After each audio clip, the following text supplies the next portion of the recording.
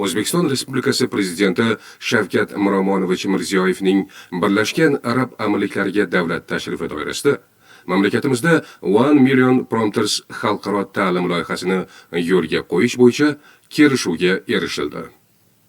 Mamlakatimizda ushbu muhim loyiha boshlanganini mamnuniyat bilan ma'lum qilamiz. Kursning maqsadi fuqarolarga kundalik va kasbiy faoliyatda zamonaviy texnologiyalardan ishonchli foydalanishga yordam beradigan amaliy bilimlarni berishdir.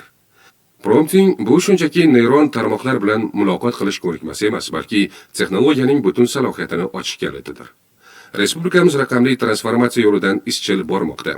Biz nafaqat texnologiyalarning mas'uliyatli va xavfsiz joriy etilishini ta'minlaymiz, balki fuqarolarning shaxsiy rivojlanishi, yaqinlarining farovonligi va butun mamlakatning gullab yashnashi uchun zamonaviy va qulay vositalarga ega bo'lishlari uchun faol sharoit yaratamiz. Ishonchim komilki, olingan bilimlar kasbiy faoliyatingizda ham, kundalik hayotingizda ham foydali bo'ladi.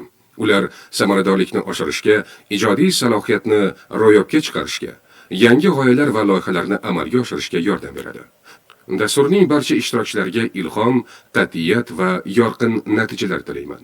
Ushbu kurs sun'iy intellekt va raqamli imkoniyatlar olamiga katta yo'lning boshlanishi bo'lsin.